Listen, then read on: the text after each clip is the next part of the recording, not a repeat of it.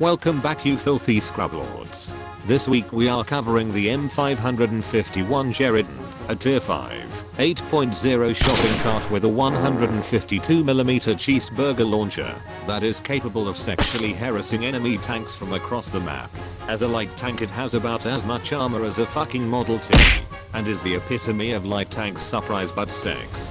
Now if only Gage would allow us to drop this piece of shit out the back of an airplane, that would be dope as hell. Driving this tank is like driving in Little Sagan here in Orange County. It makes your blood pressure go through the fucking roof. Mainly because if an enemy even thinks about looking in your general direction, you get fucking detonated. Also, this tank lost 6.7 tons on Nutri-System from the Walker Bulldog. Its gun also has a really shit reload even when fully maximumed out. But enough of that shit. How is the tank? As far as light tank mobility goes, this one is kind of disappointing. I feel like him driving a light medium tank rather than a fucking Lambo. This is mainly due to its terrible hull traverse speed, which even with an upgraded crew is still bad as far as light tanks go. Its reverse speed is good at 12 km per hour, but again I feel that this level of mobility should be on a medium tank and not a light tank the size of the Sheridan. Now fully upgraded, this might be a different story, but unlocking even the simplest of modules on tier 5 machines takes half a cocking century. So fuck that. And believe me when I say you will need that mobility, because the protection on this thing might as well be non-existent. That's right, the thickest armor on the tank is a grand total of 31mm on the gun mantlet. Also, it should be mentioned that the hull is made of fucking aluminum, which means it might as well be fucking paper.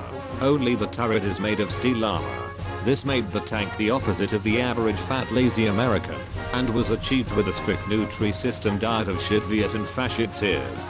The armor is so bad on this thing that the shit Viet 14.5mm KPVT machine gun can penetrate your frontal armor out to 400 meters, and ESHK/M2HB machine guns can easily penetrate your side armor out to 200 meters. In other words, if it can barely stop heavy machine gun rounds, there is no way in hell that you are going to stop a tank shell unless the broken angling mechanics save your ass, which believe me when I say they don't often do.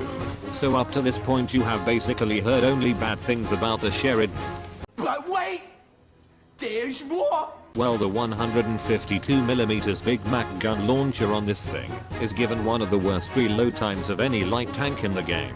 With a fully maximumed and aced crew, you can get the reload down to 16.7 seconds, which is still fucking awful. Meaning that if you fuck up your shot, you often won't get a second chance. However, unless RNG deems you unworthy of penetrating the target,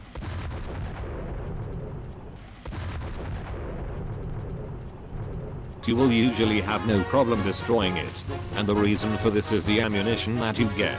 Stock, you are equipped with the M409, a one heat round with 354mm of penetration at any range.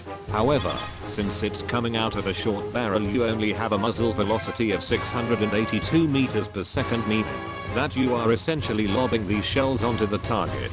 As a result, they should really only be used at close range to guarantee a hit. Now, I mentioned earlier that you can sexually harass enemy vehicles. This is possible with the Shillelagh guided dildo missile, which has the least penetration of all the ATGMs, topping out at 431mm of armor at any range. What these two ammo choices mean is that this tank has two very distinct playstyles depending on the ammo you have loaded. You can either try and be a KV2 that drives around at a pace slightly faster than fucking walking speed, or you can sit back and snipe filthy ATGM lacking peasants from halfway across the fucking map.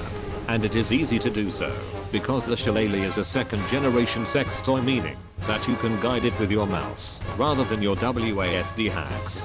However, a word of warning on ATGMs: they work best when you have a good internet connection and you are standing still. If you rush the launch or have shitty internet connection, your missile will go about as far as North Korea's ICBM program and will nose into the ground at the very first opportunity. It's also extremely unreliable at close range, so you are far better off firing your heat rounds at anything under 300 meters to free the shit out of the enemy. As for modifications, Start with spare parts, horizontal turret drive, FPE, shillelagh sex toy, and adjustment of fire. After this, research the rest of the mobility upgrades in whatever order gives you a hard one, and then research elevation mechanism and typing support. As for crew skills, focus on weapon reloading and leadership, then tank driving, and keen vision, since sniping with ATGMs is going to be pretty common in this vehicle. So let's review. The Sheridan's mobility is good but not great. Its armor is non-existent, and its gun has a long reload. However, that gun fires insanely powerful ammunition which is more than capable of one-shotting most enemy vehicles in the game, and can easily engage and hit the enemy at long range using second-generation missiles. This is one of those vehicles that is better suited to the patient rather than the overly aggressive player. It has a high skill cap, which means that it is not recommended for players looking to get their first tier 5. If you want a great tier 5 tank that's easier to play, go grind out the M60. So there you have it, the M551 Sheridan. Now get out there and deliver some pure democracy to the nearest third world country.